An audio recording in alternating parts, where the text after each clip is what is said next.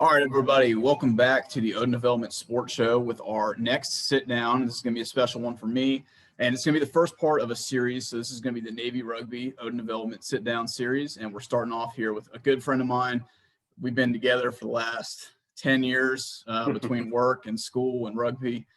Jacoby Getty is joining us today. So Jacoby, it's good to see you as always. Thanks for joining us. A little background on Jacoby. So he is a Marine Corps brat. He's the son of a couple of Marines. He was actually born in 29 Palms. So for my military viewers out there, the fact that he was born in 29 Palms tells you a little bit about how interesting he is right off the bat. But his son was also born in 29 Palms. So that's a really cool connection there. You don't see that too often. So Jacoby, again, great friend of mine, played rugby together at Navy. We were poli-sci majors together as well. So we spent some time in the classroom together. Then we both joined the Marine Corps, both joined the tank community, both have been kicked out of the tank community since it doesn't exist. And now we're both in the communication strategy community. So it's pretty funny. We've kind of been together for a long time. Unfortunately, we're on opposite coasts now, but we still keep in touch like the rest of the gang. So another athletic side of Jacoby's background, grew up playing basketball. So pretty new to contact sports into college when he started playing rugby, which is really cool. We'll talk about that here in a little bit. And then even played some football in the Marine Corps. Maybe something we'll be able to talk on a little bit. And now is real big into, I don't want to say CrossFit, but I want to say fitness. One of the most in shape guys I know, inspires me every day to, be better about physical fitness. It's been a big part of his life, and it's actually one of the reasons why he's alive today. So we'll talk about that a little bit. So with that, Jacoby, welcome. And thank you for joining us. If I missed anything, go ahead and share. No. I miss Christina. His wife is amazing, and he's the father and another child on the way. So I missed that. It's incredibly important. So with that, let me know what else I missed or what else you want to. No, that's it. That's it. Thank you. I'm very excited for this, and thank you for having me. Looking forward to it. All right. So like I said, first of probably 4 or 5 that we're going to talk about with some of my teammates from college, really a core group of guys that we still stay in touch with today and talk really, every week, at the latest every month, but really every week kind of talk about whatever's going on and have some fun. It's really special to have that group of friends. So we're really grateful for that. All right, let's dive into this. So the first question I got for you is, it's about that contact sports stuff we talked about. And I know I'm biased because I grew up with contact sports. I grew up with football and played a little rugby. And then when we got to college, we played rugby together. But I talk a lot about the importance of sports, but especially contact sports when it comes to toughness, facing adversity. I don't think there's a whole lot in an upbringing that prepares you better than that, other than maybe some, family adversity and stuff like that. But for someone who didn't really grow up with contact sports and transitioned to it kind of late in your life relative to most folks, coming into college, what was that transition like, and what were some of the big things that you took away from playing sports and then eventually contact sports? Yeah, so it was definitely a big culture, like a big shock coming into a rugby, and especially in college, because like my whole life I was always decently tall, like 6'2", but I was about $150, $160. I was soaking wet, like I was skinny as I'll get out. But coming into rugby, like I remember like the first tryout I think we had, like getting hit like legitimately the first time I played football in freshman year of high school. That was it, and I stopped playing. So like it'd been a while, right? So just getting hit like the very first time is just like, whoa, okay. Like either you're gonna go 2 ways. You're gonna be like, I'm not cool with that and I'm done, or I kind of like that, so we'll continue with it. So I think that was definitely, luckily I had a mentality with that where I was ready, and I was like, oh, this is actually pretty fun. And then meeting you guys and getting with the team, and then being like, I was always into working out, but I never like continued with it in high school. Like I would always do it for like 2 weeks, never see gains and stuff like that. As a high school, you're never really gonna anyway because your metabolism, but I would never see gains and I would stop. And then all of a sudden in college, I like saw some of these guys, like some of these guys on our team were huge. And they're just like, hey man, like hit the weight room consistently for like a year. I guarantee you'll get bigger. And that's what happened. And I just followed suit with rugby.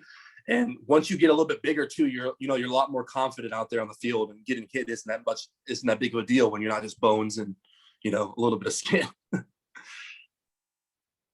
Yeah, I think that confidence piece is huge. And I think that's one of the reasons why hone in on contact sports a lot because of that confidence aspect of it. Like when you're able to go up against another grown man, and in some cases grown women, and these folks are just massive, and you hit them and you get back up. It's like, I can handle this, and I can handle, all the other challenges in life. So I think that's a big part of it. And for the record too, Jacoby is a very good basketball player in his own right, but being 6'2" isn't really going to get you a whole far in the game of basketball. But he holds his own in the rec leagues, stuff like that. So got to give him some props for that. All right, so then we talked about this a little bit already, but so you got into fitness, and it was a big part of your life and continues to be. And the point I want to make here, and this is a really big deal right now, especially with COVID going on. One of the things that we're seeing is that the trend of folks who regularly exercise and are in pretty good shape, especially when it comes to cardiovascular health, are, I'm not going to say immune, but have a lot better chance, fighting it and even contracting the virus. But it was even harder for you in an instance. This was 3 years ago, I believe. When we found you in the hospital for a pretty extended time. So you want to tell us about that and how fitness kind of saved your life a little bit? Yeah. So just like long story short, they found multiple blood clots in my lungs, and we had no idea what happened. Just one night, I literally couldn't move. Like the left side of my body felt like something was broken. So I went to the hospital, and come to find out, I was literally on my deathbed for a couple of days because they found, like I said, a couple blood clots in my lungs.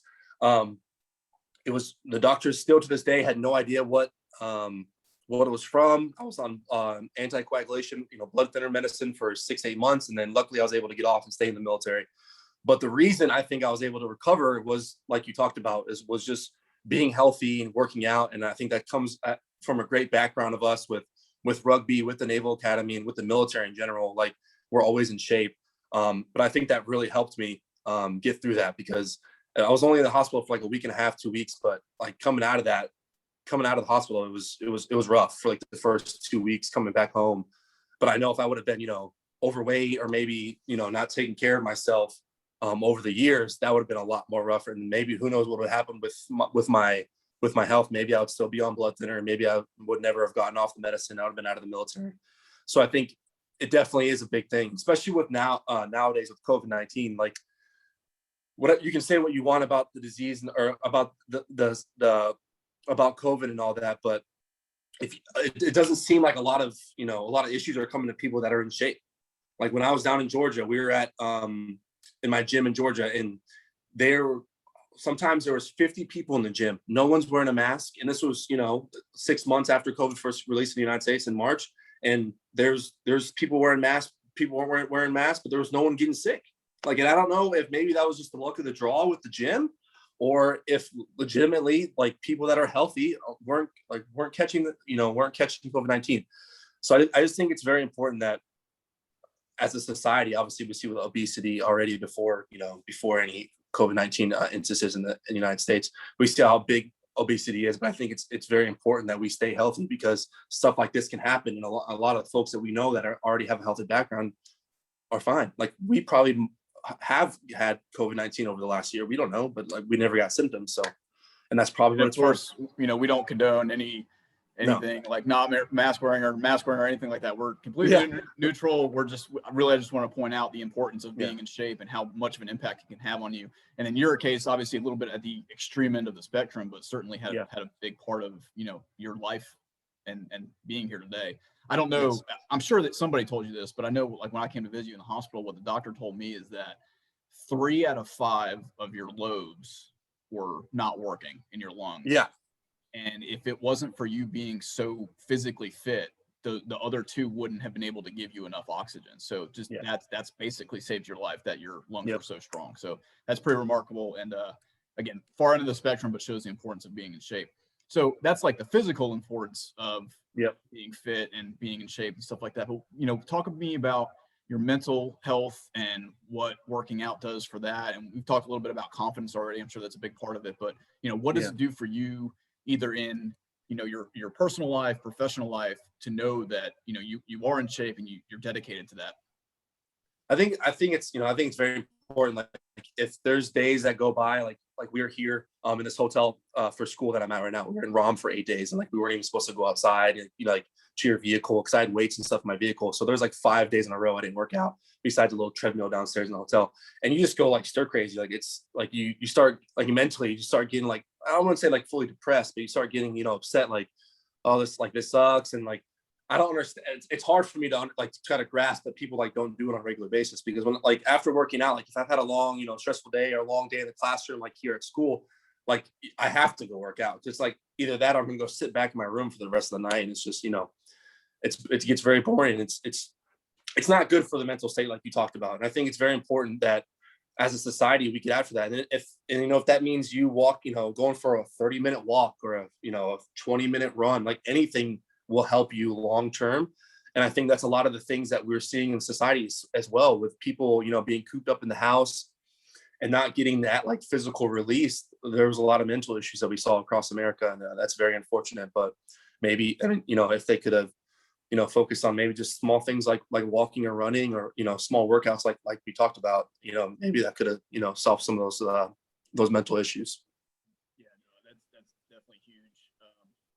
And then you can even take it further, and we're going back to kind of our college days or maybe in high school, but when you're doing physical activity in groups or maybe your teams, now you're building relationships, you're building friendships, you're learning from each other. And I think those things are so important. And it's kind of one of the things we like to sort of focus on with Odin development, is that kind of team growth aspect and being families within your teams and growing together. Because when you do that, you're going to become a better parent, you're going to become a better husband or wife, and those things are so important. And I appreciate you bringing those things up and noticing the mental health aspects of being physically fit. That's awesome.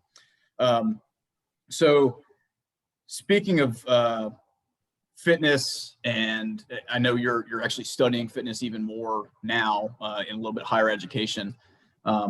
What's maybe some of the impacts that you've seen from teams, or your experience through team sport as far as growth goes? Just maybe some of those things we just talked about, to being a better husband, being a better father, being a better friend. What are some of the impacts or experiences that you have through that? You're gonna love this, but I didn't like.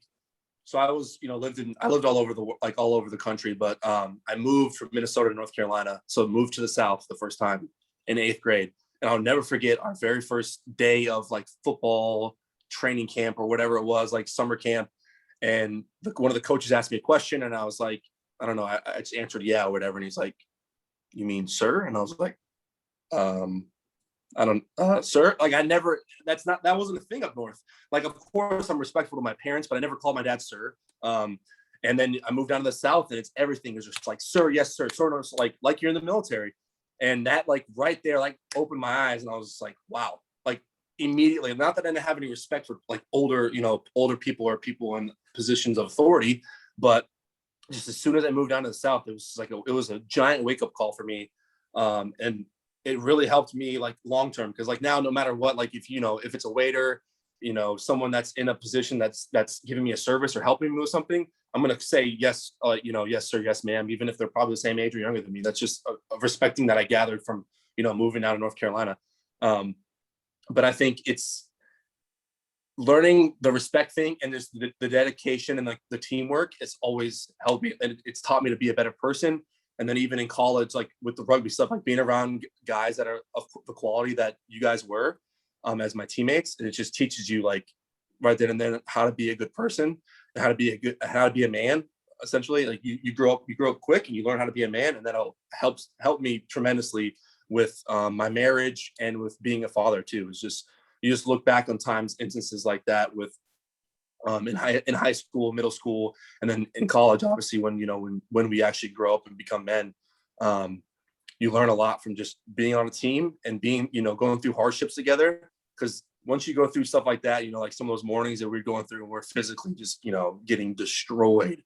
And you look left, you look right, and you guys got each other's backs. And regardless, you guys are going to suffer through it together. You guys, like, literally, we could go through anything, and it wouldn't be a thing, as long as we were there and we had each other's backs. And I take that with me, like with anything, with my Marines, with my relationship with my wife and with my son. Like, he's going to grow up, and he's going to learn that quick, and it'll benefit him in the future. thing I always remember, this was probably starting back in middle school when my coaches would say this. And back then I kind of laughed about it, but as I got older, it made more sense. But they always said, you know, if you're going to quit now, then you're going to quit on your marriage and you're going to quit on your job. You're going to quit on your life. And as a 12-year-old, you're like, what is marriage talking about? But as you got older, and then especially in college for us, because, you know, some of us, actually a lot of us were a year or two away from getting married and from being parents. Yeah.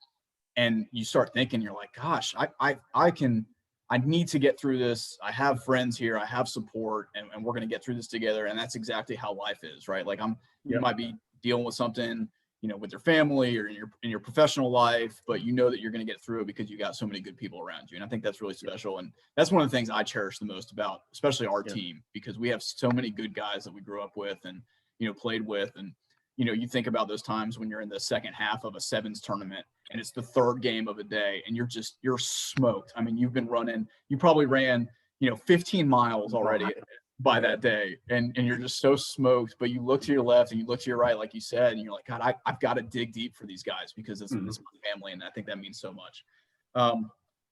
Yeah, I appreciate you sharing that. That's great. So a question for you, for somebody, and for those, you know, not aware, Jacoby is, you know, he's studying for, you know, strength and conditioning. He is involved pretty heavily with gyms and with basically a little bit of coaching. So if you are talking to folks who are maybe getting their start or getting their feet wet into physical fitness or to working out, what would your advice be to those who are sort of getting started or maybe looking for a little bit more healthy lifestyle? Yeah.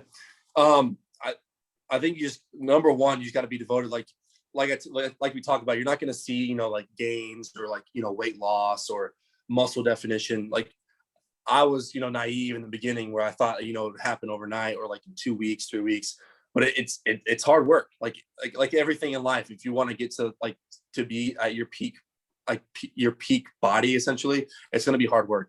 And I think it's all dependent on the person, obviously, and what you're looking to do. But I think it's very important that you get with a strong program and you follow it, regardless if that is a running program, like if you know, like you've done, like where you're going to run a marathon, you know, you need to work on these steps to get to a marathon, like running 4 miles and running 8 miles. You gotta get to it. Or if you're trying to, you know, work on physique stuff, you're going to do like, you know, heavier weight, high rep stuff, or if you want to get in the CrossFit domain, which is a lot more complicating, but you just got to find a program, regardless of what you're trying to do. And you have to stick to it. And a lot of that too, which I didn't really realize until a couple of years ago, is going to be in the kitchen. Like as we get older, no matter how well you perform, how many calories you burn throughout the day, if you go home and then you eat like crap, you pretty much just cancel the day. So it's like all that work you put in, all those calories you burn, all that stuff that you worked on that day, it's negated because you went home, you know, ate ice cream and ate all this stuff. So a lot of it's in the kitchen, which a lot of people don't realize too. But I think it's just important you find what you want to do, what makes you happy in that aspect, and you stick to it, and you will see results.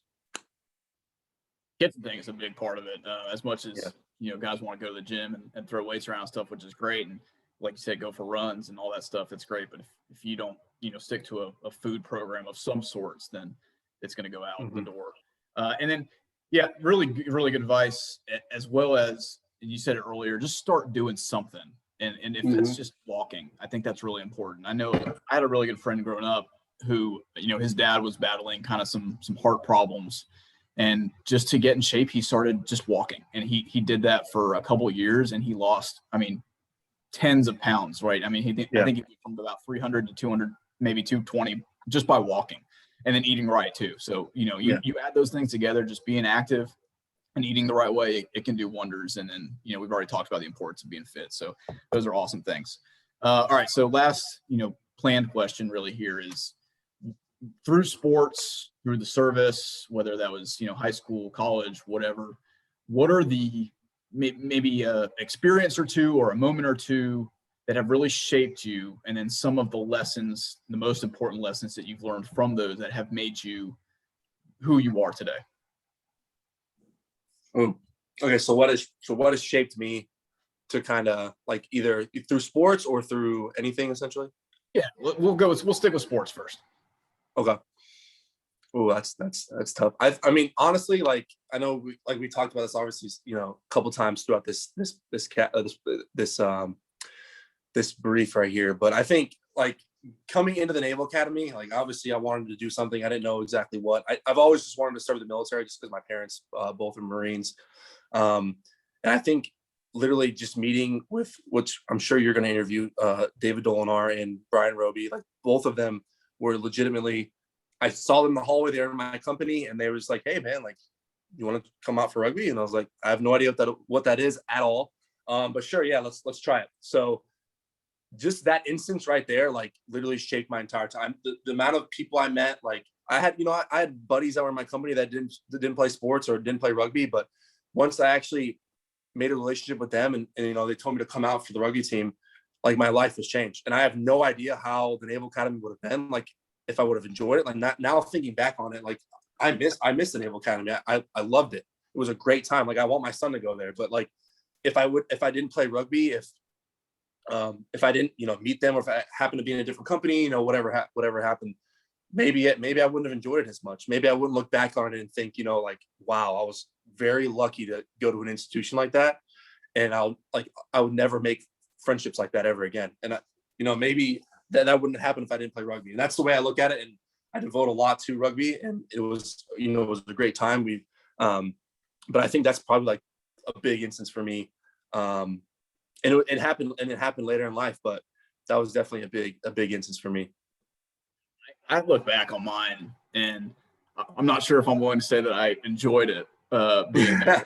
I miss it. There's definitely aspects I miss of it. Obviously, I miss the team, and I miss our dining hall because that was awesome to have everything made for you. That was pretty special. It was but, good. Yeah. What I always think back, and I tell people this, and they laugh at me because they're like, "Oh, there's no way." But I legitimately don't think I would have made it through Annapolis without the rugby team. And like you said, maybe if I hadn't been a part of it, I wouldn't have known any different. But I know that, and for those who aren't aware, when you're halfway through, so between your second and third year, you basically sign and say, "Hey, I'm going to finish and I'm going to serve," and all this stuff. Before I signed that paper, I kind of was questioning it a little bit. I was, like, I didn't know if I really wanted to be here. Not the service part. Like I knew that I was going to do that no matter what, but it was the Annapolis part. It was just kind of a weird place for me. I struggled a lot through it, especially academically. But my first thought was, man, if I don't sign this, then I'm letting my teammates down. Like I'm not going to be there for my teammates. And that was so important to me. That's so true. And every day going to practice, being with the guys, it was like, you know what, I made the right decision because I'm here for them, and I get to, live out my dream of serving in the Marine Corps. So I think that was really special. So then let's transition to the service part. So, one of the things about Odin development we don't talk as much about is the service aspect. So, we take our leadership lessons from sports and from service, kind of combine them together. And in a lot of ways, they're the same, or at least similar. But so in your time as a Marine, especially leading young Marines, what are some of the characteristics, traits, lessons of your upbringing and your background that have, given you success as a Marine? Yeah. I go back to like all the things I've learned from my dad. So my dad was a retired sergeant major. He did 30 years in the Marine Corps, and just like all the experiences and stuff. Like whenever I had any question regarding, like, hey dad, I just met my platoon sergeant. Like, how should I approach, my first day with him? How should I approach my first, day with the platoon and stuff? And he gave me so much knowledge and just ways to, to approach the Marine Corps. And I instill that in my platoon every day. And one big thing is, I probably annoyed the crap out of them, was just like we talked about with fitness and eating, because like obviously you've seen, but we had, this thing called the gut truck that would come up, and it would have like triple the normal price of stuff. And kids would go out there and eat gummy worms and potato chips and a Monster at 8 in. You would see in normal day, like a Tuesday, and normal Tuesday, and that's what they would eat for breakfast. And I started noticing that, and I'm like talking to some of the kids in my platoon, and then we go to the field, and all they bring out is they bring donuts. They don't eat MREs; they just eat donuts for 3 days straight. And you're like, and you sit down and talk to them, and like, hey, I understand, you're 19, 20 years old, but this is going to catch up to you. Like, I know you probably don't believe me, but it is, and you need to start the chow hall, especially 29 Palms, compared to a lot of other places I've been to. The chow hall in 29 Palms is pretty good, and there's a lot of variety of food. But I would I would harp on them, and I know I'd annoy the crap out of them, but I would harp on them every single day about fitness and food. Like literally just make yourself better, do the right thing every single day, regardless of who's watching. and you're gonna be, you're gonna do well. My dad always told me, like, don't be the leader that's the do as I say, not as I do kind of leader. And I know you've seen that in the Marine Corps, and I've seen that in the Marine Corps, and that's the worst. That's the worst possible person that you get. That's so toxic of a leader. I'm not going to go tell my platoon, you need to be working out, 2 hours a day, eat the right thing. And then they see me go to the gut truck and, slam 2 monsters and eat donuts all day. Like, that's not what I'm going to do. I'm going to tell them to do the right thing. I'm going to do the right thing as well. Cause I want them to be better people and be persons of character. And I'm going to embody that as well. So I think that's very important. He instilled that in me growing up. And when I became a Marine officer, he just harped on that big time. And having him in my back pocket, essentially, like being able to ask him whatever I needed throughout my time, has helped me tremendously. And I try to, envision or embody his character every day as I lead Marines, and I continue in the Marine Corps. Yeah, that's certainly a great person to, yeah, follow, because I mean, your parents are awesome, and your dad was an outstanding Marine. So definitely lucky on that end that you had that. But the setting the example thing, I don't know if there's a phrase that I've said more on Odin videos about more than setting the example. And I think like that's such a basic thing to me. And I think a lot of people talk about that, but I don't know if it really resonates as much as it should with people because of what you said, right? If I'm going to go out there and say, hey, you should eat better and you should work out, but then I don't do those things, what kind of message is that sending your people, right? Like your words are just wasted because you're not demonstrating the same things that you want from them. And I think that's such a big part of life now, especially when we start talking about technology and everybody sees what you're doing, right? It's almost impossible to be invisible anymore. Like everyone's going to see what you're doing. So if you're not working out, if you're eating like crap, if you're spending time on the weekends getting hammered instead of doing, something worthwhile, like people are going to see that stuff, and that's what they're going to do because now you've given them the green light to do the same thing. So I appreciate you bringing that up because that's such a big part of Odin development here, setting the example and also holding people to that example, right? Yeah. So, if you see someone doing something wrong, it's hard sometimes, right? It's hard to correct somebody, especially when you're talking peers or even your seniors, right? Like if you saw someone who's outranks you doing something wrong, it's really hard to correct them. I know I've gone through and been like, you know what, it's not worth my time before, and that's not the right answer. So I appreciate you bringing up setting an example. That's a big deal. All right. So probably now the most important question of the day is going to be, so for those who aren't aware, if you might have missed it, Jacoby is a Vikings fan. He's from Minnesota, kind of. He grew up, all over the place, but his family's from Minnesota. He's got his Twins shirt on, which they haven't won a playoff game in 20 guys now. I mean, how long is it going to be before they move that team? But NFL draft's coming up. So what do you want to see from the Vikings, and what are you looking forward to in this upcoming season? Okay. This is pretty easy for me. In order to win the Super Bowl this year, we need to draft an offensive lineman to protect our number one asset. Unfortunately, he's a number one asset because he's worth $84 million. Well, that's how much we paid him. I don't know if he's worth that, but to protect Kirk Cousins, because we obviously have, all pro star wide receivers, an all pro running back. If we can protect Kirk Cousins, because he has actually seen when he's not under pressure to do pretty darn good. So I think if we can protect him, and we have a lot of defensive stuff coming back, our defense is going to be a lot better than last year, I hope. And as long as our defense, can do like 50% better than last year, I think we're going to do very well because our offense is going to be dang near unstoppable. All right. So you heard it from Jacoby himself, offensive line. I think I really like Rashawn Slater from Northwestern. Yes. Looking at some of the lists and where people are falling, because I think Minnesota's picking 14th. Yes. Maybe somewhere around there, mid-teens. I know they're in the mid-teens somewhere. Yeah. So Slater might be around because I think Sewell from Oregon's probably going to be the first. I want him, but he's going to be like the first one gone. Yeah, I mean he's got a lot going on for him. He's in ridiculous shape, and he's very athletic. But Slater, he's a bully, and I like that. I like that from an offensive lineman. So we'll see what happens. But okay, offensive line. That's always a safe pick, right? I mean it is, but we always need it. It seems like And to Jacoby's point, I mean Justin Jefferson absolutely lit it up last year. Adam Thielen's always solid. Irv Smith started coming to his own. I'm really excited to see him kind of fill out a little bit because I think he's got a lot of talent just waiting to explode. And then Dalvin Cook is unreal. I mean, I don't know if there's a more complete tailback in the NFL right now than Dalvin. So you want to see him do well. And of course, Kirk, I do have a personal connection to Kirk. So, we wish him the best and hope he does well. That said, now they got to compete with the Packers, who they're pretty good always, right? They always have some problems, and I'm hoping Rodgers just sticks to Jeopardy. Maybe he just likes Jeopardy. He's doing great. He's doing great in Jeopardy. We'll see how that goes. I do feel bad for him a little bit. I mean, the dude's unreal talented, and they drafted a quarterback last year. That was instead of a wide receiver.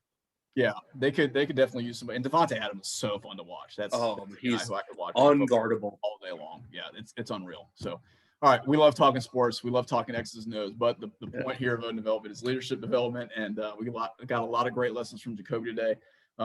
Jacoby is all open it up for you if there's anything else out there that you want to say. And I do intend to have Jacoby back along with the teammates, some of them that he mentioned at a later date. So really excited to sit down with the group there. But Jacoby, I'll leave the floor open to you if you got anything else you want to add to our viewers. Oh, no, just, thank you for the opportunity for our talk today.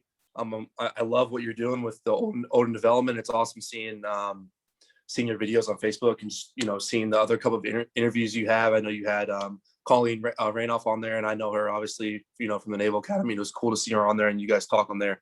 And it's just interesting. I love what you're doing, and keep up the good work, man. And thank you for having me on here.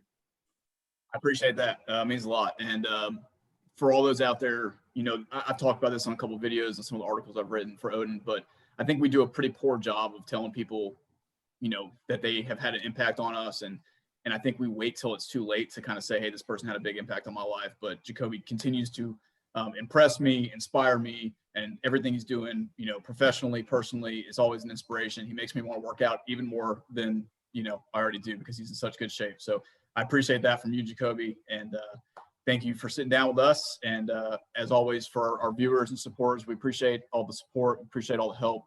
Don't forget to share and like and comment, and keep the messages of Odin spreading. So with that, that concludes our sit down. Jacoby, thank you again. Appreciate it. And we will talk to y'all soon.